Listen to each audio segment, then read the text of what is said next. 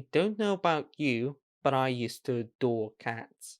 They're so nice and hairy. Fluffy. And I'd like to tell you a story about my own pets. In fact, I didn't even know that many animals. However, I really loved a cat called Marcus. I actually befriended him back when I was especially curious, ingenious, and loved experimenting. Once upon a time, I was playing with a construction set and I decided to build a robot. However, I found it to be a little dull and rather technologically inferior since it couldn't actually move. And so I was sitting there on the floor with the robot, and Marcus was laying on a chair. I looked at him, and it was as if he knew what's coming. I invented him an advanced exoskeleton.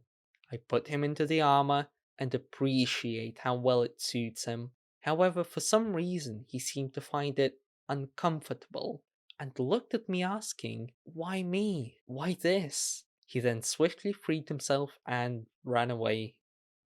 In fact, I didn't really enjoy feeding my cat since I had much better things to do. Inventing was just one of them. When Marcus wanted to eat, he would go in the kitchen and scream so loud you'd hear him across the house.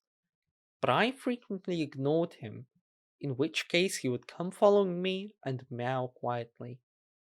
Of course, my cat couldn't talk, but it was as if I started to get what he's saying. "Feed me, master, please."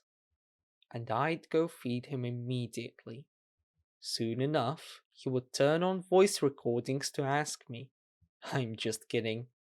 All in all, I loved my cat wholeheartedly, and he loved me back. Not. Marcus also loved to take up my chair, and I would ask him to leave politely.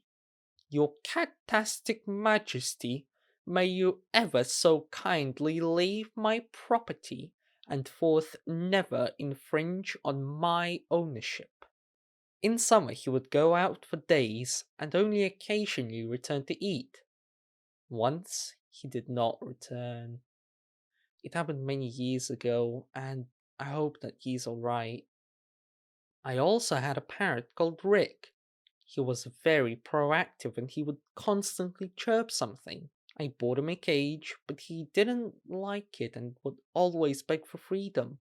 I would, of course, let him out to fly around the room, and then I would try to somehow get him back to the cage. However, he was lightning fast. He'd rip off wallpaper left and right. He would sometimes hide and even threaten me. On a beautiful winter day, right around Christmas, Rick decided to present me with a gift. I come up to the cage to pour in some water, and I see my parrot sitting with a small egg. I then looked at Rick and realized she, needs another name. And so Rick the parrot became Ricka the parrot. I asked if I could take Ricka's egg, and she was okay with it. I thought about what happened and how it happened, as the shop assistant told me personally that the parrot was a boy.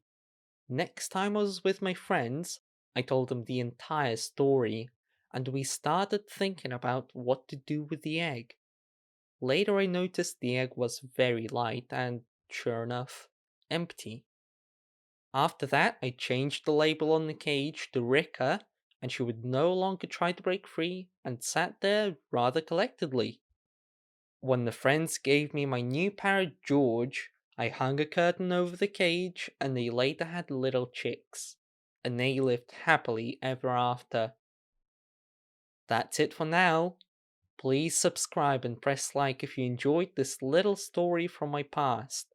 Comment down below and tell us about your past pets and stories. Later.